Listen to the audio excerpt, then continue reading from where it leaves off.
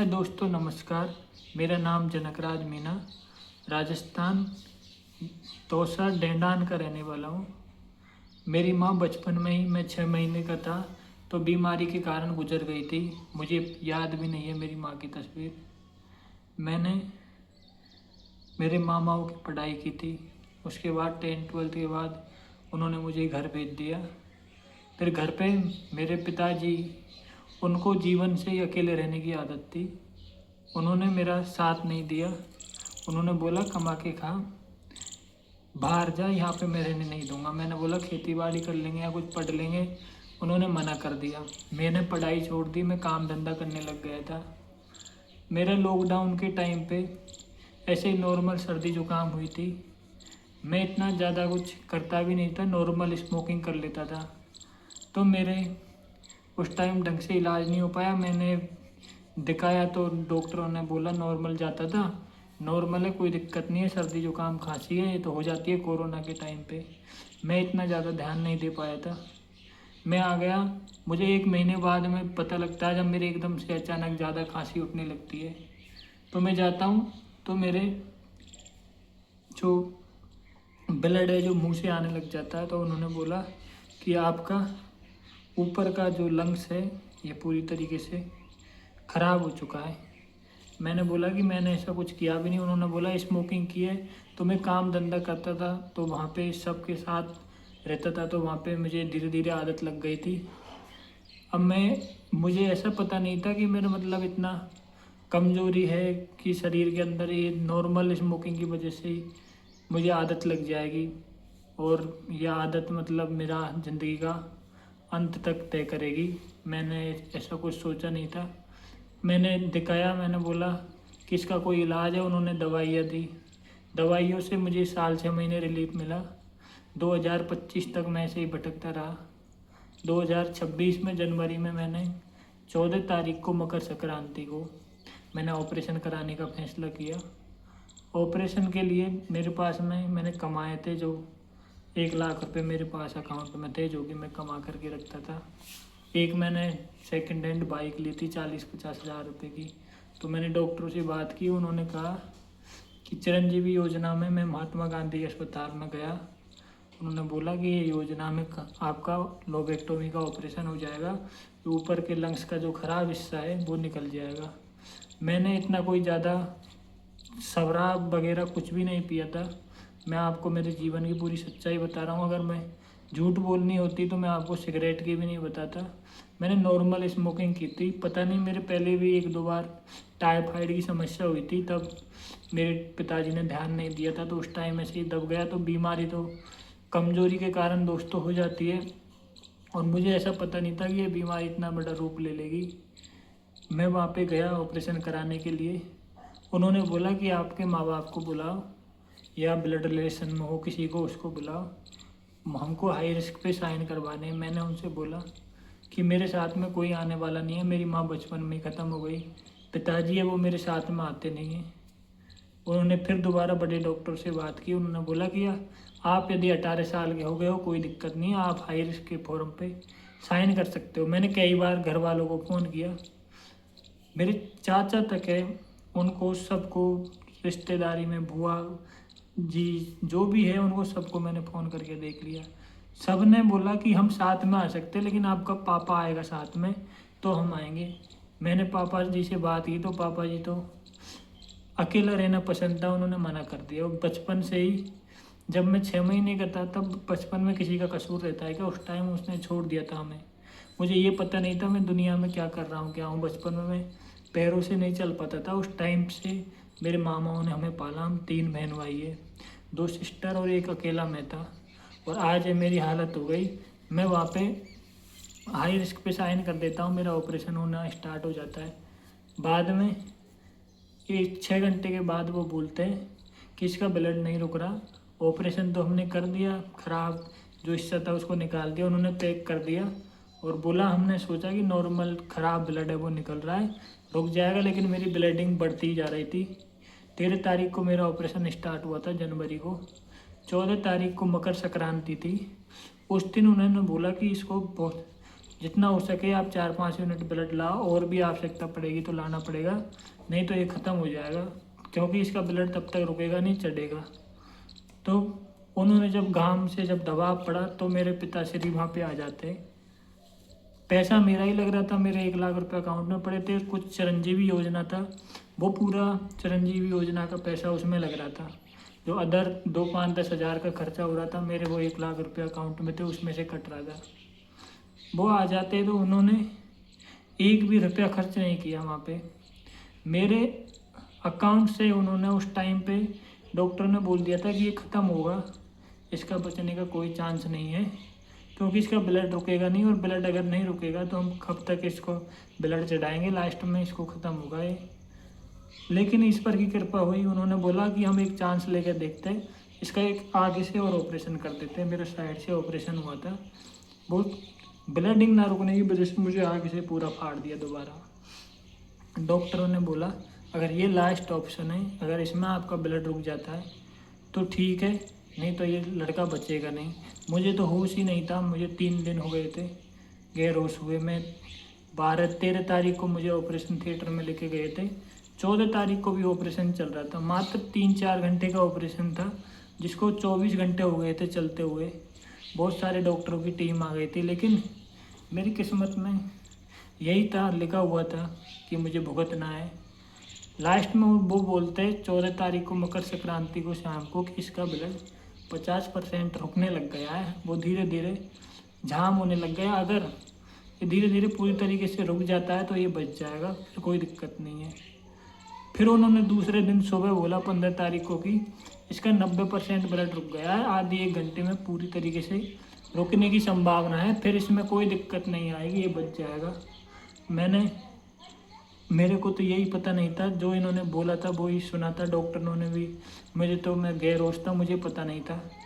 तो 15 तारीख को मुझे ब्लड रुक जाता है, या आगे का ऑपरेशन सफल हो जाता है, दोबारा इसको पैक कर देते हैं वो।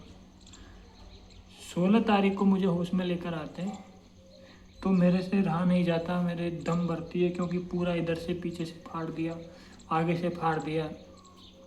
मुझे कुछ भी होश आवास नहीं था। मेरे को होश में लेके आते, मैं नलियों को, जो मेरी सांस नली में लगा रखी थी, उनको बार बार निकाल के फेंकता।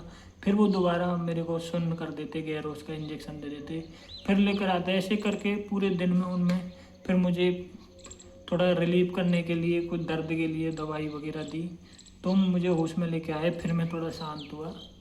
1 महीने तक मैं हॉस्पिटल में रहा। वहाँ पर मैं सोता सोता पानी पी लेता था।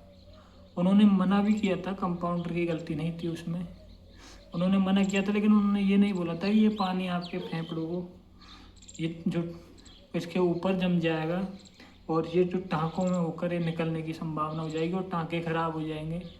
मैं पी लेता था पानी। 1 महीने बाद में मुझे थोड़ा रिलीफ, उन्होंने जब मैं थोड़ा, मेरी बस की हो गई थी थोड़ा उठने करने की, तो उन्होंने मुझे छुट्टी कर दी। घर पे आता हूँ, मेरा चाचा मुझे लेकर चला जाता है, जो कि अलवर रहता है। पिताजी ने तो बिल्कुल मना कर दिया था कि मैं तो एक दिन इसको रखूँगा नहीं। उन्होंने 4-5 महीने रख लिया, खूब सेवा की। इसमें से जो जिस चीज़ का डर था वही होने लग गया, पानी निकलने लग गया इसमें से, क्योंकि मैंने सोते हुए ने उस टाइम मेरी बस की नहीं थी, पूरा फाड़ रखा था मुझे, इधर से फाड़ दिया, इधर से फाड़ दिया, तो मेरा हाथ ऐसे नहीं उठता था इतना। ये उंगली ऐसे है तो इसको ऐसे यहाँ तक नहीं जाती थी खाना खाने के लिए, वो ही उठा करके देते थे खाना। तो वो पानी इस टाँकों में होके, जो बिल्कुल सही हो गए थे ये टाँके, इनमें होके ही निकलने लग गया वो पानी, जो कि फेफड़ों के ऊपर जम गया था, मैंने पिया था। उन्होंने पूरे टाँके ख़राब कर दिए। आप जनवरी का आप देख लो, अभी अगस्त चल रहा है, आज 6-7 महीने हो गए, लेकिन अभी ये टाँके सही नहीं हो रहे। सब ने साथ छोड़ दिया। 3 महीने 4 महीने मेरे चाचा ने सेवा की, उन्होंने भी मेरे हाथ जोड़ दिए। क्यों? उनकी गलती नहीं थी, मेरे बाप ने बिल्कुल मना कर दिया। उन्होंने कह दिया कि मेरी कोई जिम्मेदारी नहीं है, इसके कर्म में यही भुगतेगा, और मैंने कोई कर्म गलत नहीं किए थे। बचपन से ही मुझे उसने राखा नहीं था, बचपन से ही मुझे दूर भगा दिया था, कभी भी ऐसे नहीं बोला कि तू यहाँ पे रहे। लेकिन उसी टाइम पे मैं मेरे यार दोस्तों को फ़ोन करता हूँ कि मेरी अब ऐसी हालत है, मेरा पिता मुझे रोकना नहीं चाहता, मेरे टाँके भी नहीं बढ़ रहे हैं। मैं अभी कहीं गार्ड की भी नौकरी करूँ तो मैं वो भी नहीं कर पाऊँगा। मैंने यार दोस्तों से मदद मांगी, मैं डॉक्टरों को दिखाने जाता, सब ने, चाचा था मेरा उसने मुझे छोड़ दिया। मैं रास्ते में आ गया, घर पे मेरे पिता मुझे रुकने नहीं देते। अभी मैं फ़िलहाल में मेरी सिस्टरों के दिन निकाल रहा हूँ। अब मेरी ऐसी हालत है, ना मेरा चाचा फ़ोन उठाता है, ना कोई, ना मेरा पापा। मेरी सिस्टर है, बिल्कुल गरीब है, इनकी शादी हो गई है, इनके कुछ भी नहीं है। तब मुझे इस चीज़ का मालूम चला कि अगर सभी छोड़ दिया तो चलो दोस्तों से थोड़ी थोड़ी मदद मांग लेते। दोस्तों के पास फ़ोन किए, शुरू में उन्होंने सब ने फ़ोन उठा लिया। जब मैंने उनको परिस्थिति बताई कि भाई मुझे ऐसे रहने करने की सुविधा चाहिए, ऐसे सुविधा चाहिए, दूसरे दिन से मेरे सब ने स्विच ऑफ कर लिए फ़ोन। जिनको मैं 1-1 लाख रुपए उधार दे के बैठा था पहले, जिन्होंने मुझे बाद में लौटा भी दिए थे, मैं झूठ नहीं बोलना, मैं ये नहीं कहूँगा कि उन्होंने नहीं लौटाए, लेकिन मैंने उनसे 1 रुपया ब्याज का नहीं लिया। एक दोस्ती के खातिर एक मैंने लिखा तक नहीं था उन्हें 1 लाख रुपये को, एक विश्वास के खातिर उस टाइम दिए थे मैंने। लेकिन मेरे पास 1 लाख रुपये थे मात्र, जो कि मैं 3-4 साल में जोड़ पाया था। क्योंकि मैं बीमार तो रहता ही था, शुरू से मेरा ये दिक्कत ही थी, मेरे बीमार हो जाता था बीच बीच में। 1-1.5 साल से मेरे पैसा लग रहा था, कुछ कमाता था वो वहाँ पे चला जाता था। मेरी बिल्कुल पूरी तरीके से परिस्थिति ऐसे डाउन हो गई थी। अब मैं इनसे रिक्वेस्ट करता हूँ कि भाई मुझे थोड़ा बहुत दिन आप कमरे पे रख लो, लेकिन ये मानते नहीं हैं। ये कहते हैं कि भाई तेरे को कल के दिन कुछ हो जाएगा तो हम क्या करेंगे। मैंने कहा भाई ये बात भी सही है, लेकिन मैं ऑपरेशन नहीं करवा रहा भाई, मैं रहने के लिए बोल रहा हूँ। अगर आप मेरी ड्रेसिंग का, इसका मैं किसी और से, कोई और यार दोस्तों से कोई 1000-500 रुपये की मदद मिल जाएगी, मैं पट्टी वगैरह कर लिया करूँगा। क्योंकि मेरी हर 2-3 दिन में ये पट्टियाँ वगैरह होती है। मैं पूरी तरीके से टूट गया था। सब ने मेरे से मना कर दिया, मेरा ना कोई यार ना दोस्त, सब ने हाथ जोड़ दिए भाई कि हमें बख्शो इस चीज़ के लिए, हम इस टाइम पे आपकी मदद नहीं कर सकते। मैंने उनसे बोला भाई आप इस टाइम में मेरी मदद नहीं कर सकते, मैं बाद में क्या करूँगा मदद लेके। मेरे भाई मैंने आपके लिए 1-1 लाख रुपए एक बिना लिखे पढ़े मैंने आपको दिए थे, और आप आज ऐसा कर रहे हो। अगर आज आप साथ नहीं दोगे तो और कौन देगा बताओ। मैं आपसे पैसे नहीं मांग रहा, बस रहने के लिए जगह मांग रहा हूँ। लेकिन उन्होंने मेरी बिल्कुल भी नहीं मानी। उन्होंने बोला भाई हम इस चीज़ का रिस्क बिल्कुल नहीं ले सकते, और उन्होंने मेरे ऊपर 1% भी ध्यान नहीं दिया। आज मैं इस परिस्थिति में हूँ, ना मैं दवाई का इलाज करा सकता हूँ, ना ले सकता हूँ। उन्होंने मेरे हड्डियों को जोड़ने के लिए तार थे, जो तार लगाए थे डॉक्टरों ने, जो ऑपरेशन करने के बाद में वो हड्डियों को एक जगह सही जोड़ने के लिए लगाते हैं।